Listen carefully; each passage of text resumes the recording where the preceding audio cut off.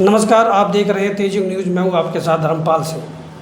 आज हम आपको एक ऐसी घटना से रूबरू कराने जा रहे हैं जिसे सुनकर आपके कान खड़े हो जाएंगे और कहेंगे कि आज तो उत्तर प्रदेश में योगी आदित्यनाथ की सरकार है, तो फिर ऐसा क्यों हो रहा है।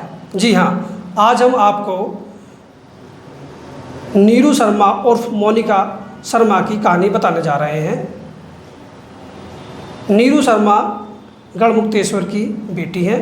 इनकी करीबन 17-18 साल पहले मुजफ्फरनगर के गांव लोई में सोनू शर्मा नाम के व्यक्ति से शादी हो गई थी।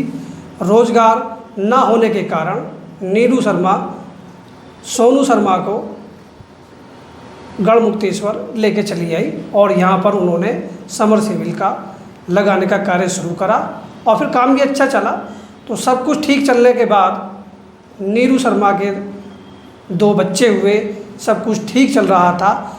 उसी बीच आज से 3 वर्ष पूर्व सोनू शर्मा की एक रोडवेज बस स्टैंड में मृत्यु हो जाती है, जिससे परिवार टूट जाता है।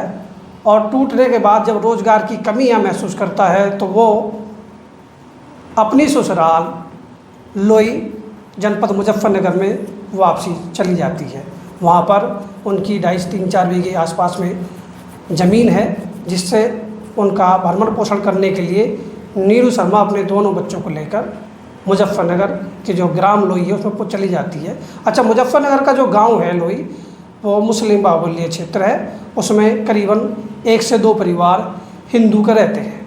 जहाँ पर नीरू शर्मा का घर है उसी के पास में एक साबिर नाम का लड़का रहता है, जिसके 3-4 बच्चे हैं। तो उसने जो नीरू शर्मा के लड़का लड़की जो नाबालिग हैं, जिसका नाम एक लड़के का वासु है और लड़की का नाम तनु शर्मा है, लड़के से दोस्ती पाल लेता है और धीरे धीरे फिर घर पे जाना स्टार्ट कर देता है।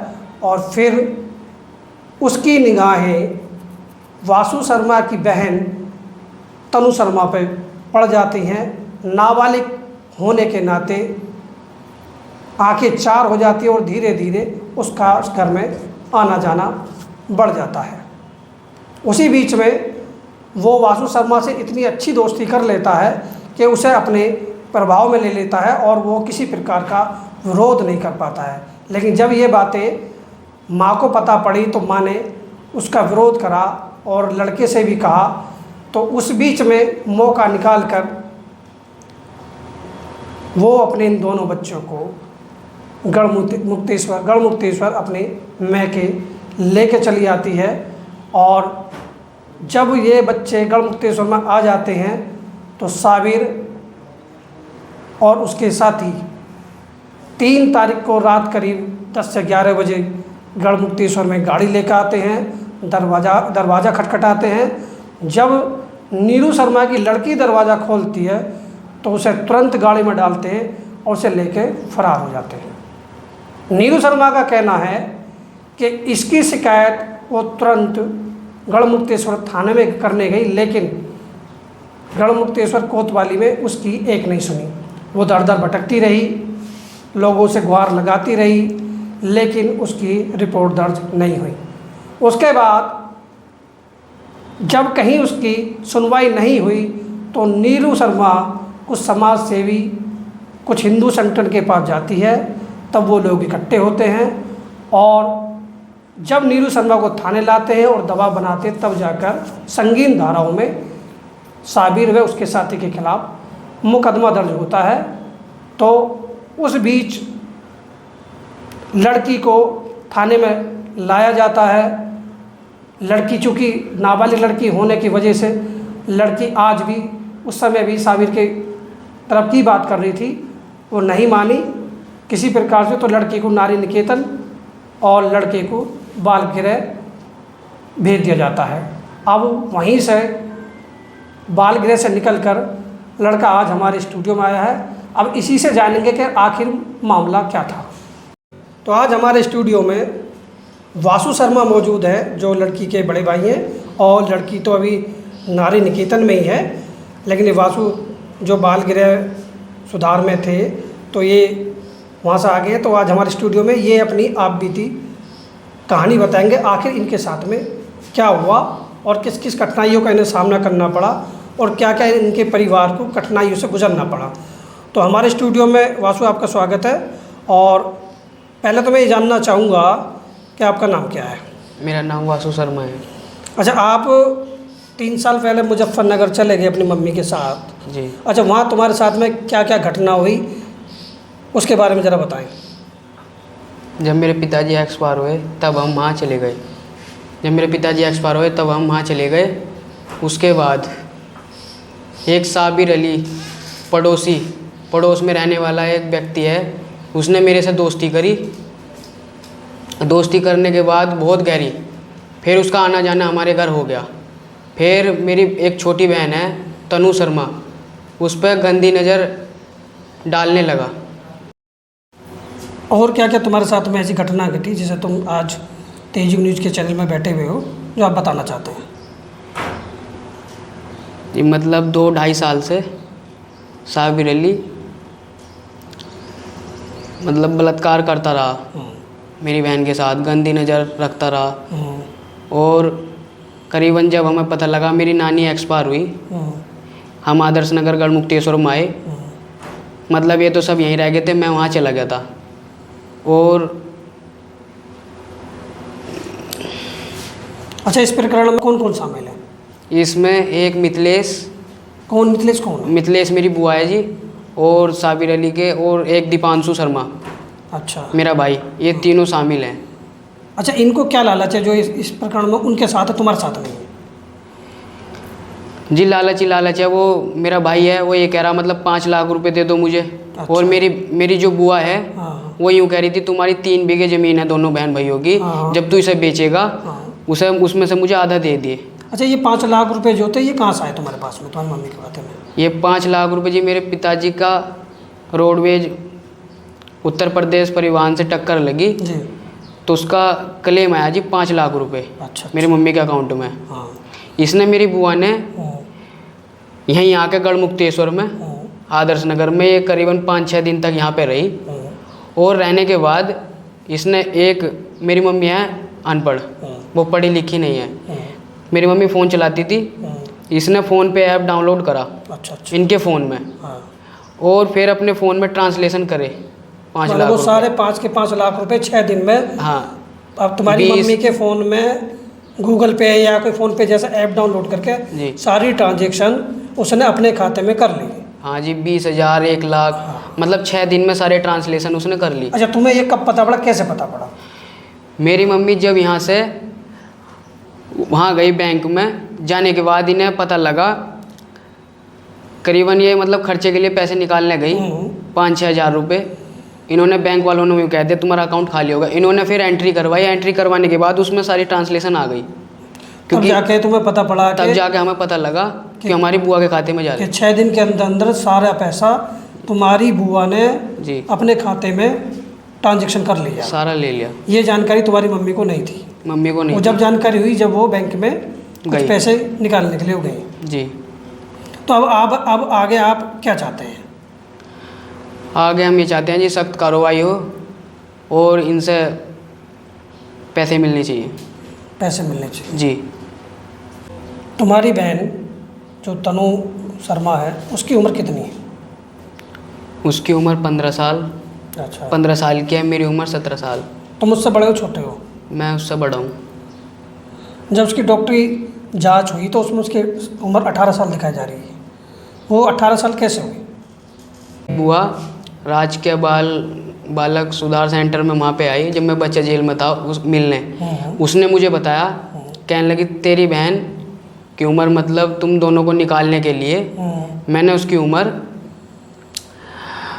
15 से 18 साल दिखा दी, मतलब डॉक्टरों से सेटिंग कर रखी थी। अच्छा अच्छा। इसने मतलब मिथिलेश बुआ ने और साबिर दोनों ने मिलके इन्होंने सेटिंग कर रखी थी आपस में, तब जाकर उसकी इतनी उम्र दिखाई दी। 18 साल उम्र जब दिखाई गई दी। तो अब आप इनके खिलाफ क्या कार्रवाई चाहते हो? मैं उनके खिलाफ ये चाहता हूँ जी, मेरी बहन का DNA टेस्ट हो और साबिर अली का नार्गो टेस्ट हो, जो सच्चाई सामने आ जाए।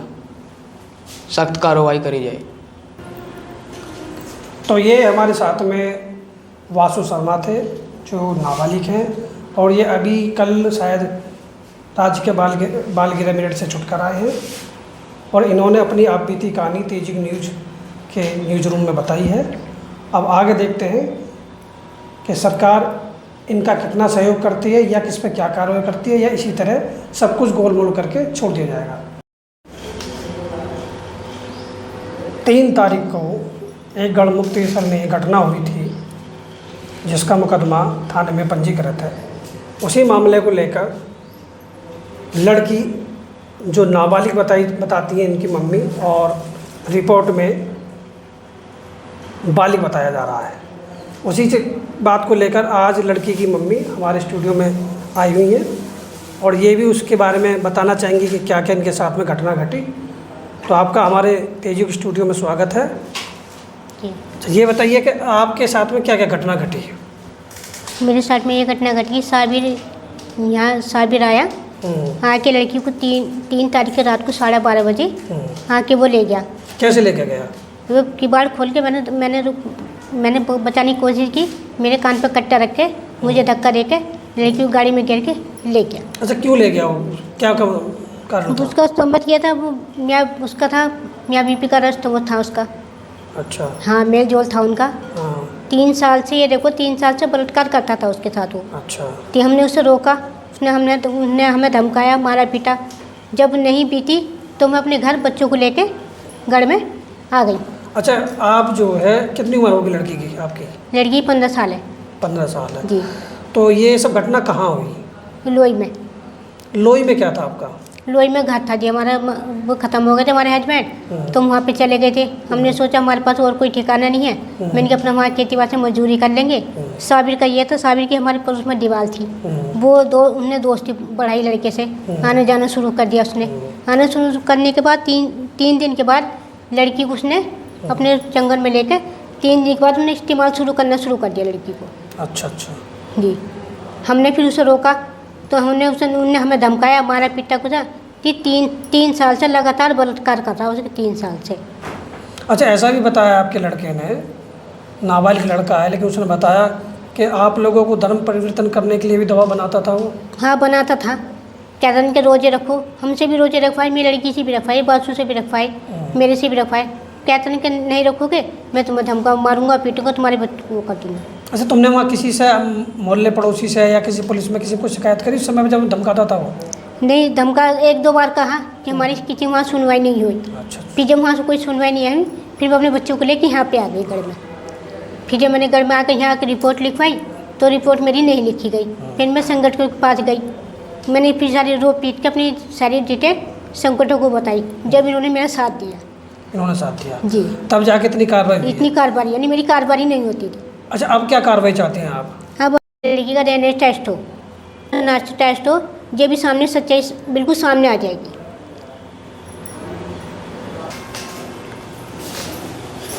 तो ये हमारे साथ में जो 3 तारीख को एक अपहरण करने का गढ़मुक्तेश्वर थाने की घटना है, जो उसकी लीपापोती उस मुकदमे की जा रही है, इसमें शासन प्रशासन और लगा के सीएमओ से लेके